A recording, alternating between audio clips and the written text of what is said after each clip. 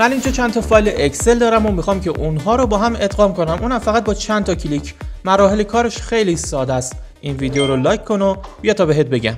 اول از همه یه فایل خالی اکسل باز کن و از تب دیتا بیا به قسمت گت دیتا و از بخش فرام فایل گزینه فرام فولدر رو انتخاب کن. حالا بیا برو اون فولدری که فایل های اکسل داخلش قرار داره رو پیدا کن و روی گزینه اوپن کلیک کن. این پنجره که باز شد روی گزینه کامباین کلیک کن و گزینه دوم کامباین اند لود رو انتخاب کن. یه مقدار که صبر کنی یه پنجره جدید برات باز میشه که توی این پنجره باید اون شیتی که اون جدول و داده ها داخلش هست رو پیدا کنی، انتخابش کنی، روی گزینه اوکی کلیک کنی.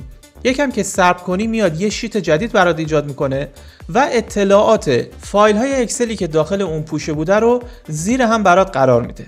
استفاده از این روش فایلت رو داینامیک میکنه، یعنی اگه تغییری داخل این فایل ها ایجاد بشه یا حتی اگه بیا یه فایل جدید به این پوشه اضافه کنی و برگردی به فایل اکسلت و اون رو رفرشش کنی، میبینی که اطلاعات اون فایل جدید هم به انتهای اون جدول اضافه میشه.